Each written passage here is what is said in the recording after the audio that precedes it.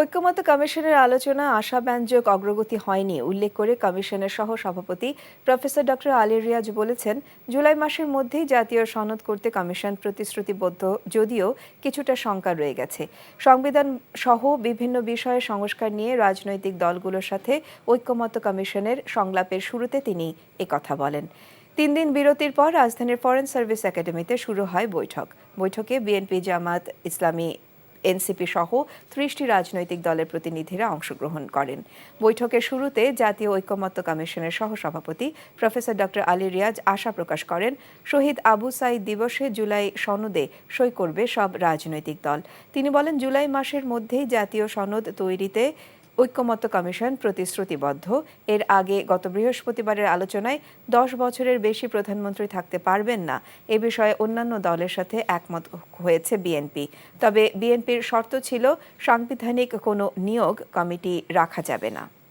রাজনৈতিক দল হিসেবে, ব্যক্তি হিসেবে, সিভিল সোসাইটি হিসেবে, গণমাধ্যম হিসেবে কেউই চাচ্ছেন না যে আমরা ওই জায়গায় আবার ফিরে যাই। এটা আগামীকাল, আগামী পরশুর বিষয় নয়, দীর্ঘদিনের বিষয়। কমিশনের পক্ষ থেকে যে সমস্ত প্রস্তাব দেওয়া হয়েছে আপনাদের সাথে আলোচনার ক্ষেত্রে অগ্রগতির মধ্য দিয়ে কমিশন তার অবস্থান পরিবর্তন করেছে, কারণ এটা আপনাদের সকলের সম্মিলিত আকাঙ্ক্ষা। আমরা আশা করেছিলাম আবু সাঈদের শাহাদাত বার্ষিকীতেই আমরা সকলে মিলে এই সনদে স্বাক্ষর করতে পারবো।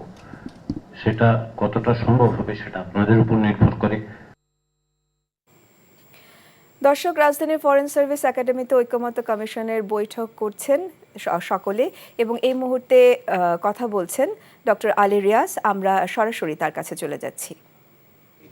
সীমিত করা হয়, কাঠামোগত পরিবর্তন করা হয় এবং এর দায়িত্বের পরিধিটাও সীমিত করে ফেলা হয়।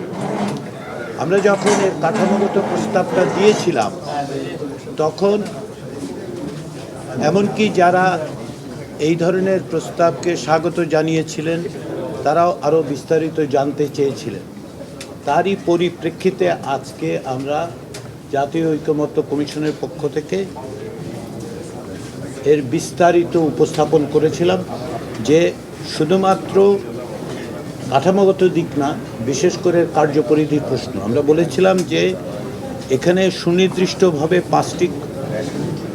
6টি কমিশন এবং আইনের দ্বারা নির্ধারিত অন্যান্য প্রতিষ্ঠানগুলোর নিয়োগের ক্ষেত্রে, অর্থাৎ প্রধান এবং সদস্যদের নিয়োগের ক্ষেত্রে এই কমিটি কাজ করবে। এগুলি হচ্ছে নির্বাচন কমিশন, দুর্নীতি দমন কমিশন, সরকারি কর্ম কমিশন, মহা হিসাব নিরীক্ষক ও নিয়ন্ত্রক, জাতীয় মানবাধিকার কমিশন এবং তথ্য কমিশন। জাতীয় ঐক্যমত্য কমিশন মনে করে যে এই কমিশনগুলো অত্যন্ত গুরুত্বপূর্ণ এবং এগুলো দেশে একটি জবাবদিহিমূলক রাষ্ট্র প্রতিষ্ঠার ক্ষেত্রে অত্যন্ত গুরুত্বপূর্ণ ভূমিকা পালন করে। সেই বান্ডেল থাকলে প্রতি সেনমানিতে টাকা বাঁচবে। বিকাশ সেনমানি বান্ডেল কিনে জিতুন প্রতি লেনদেনে।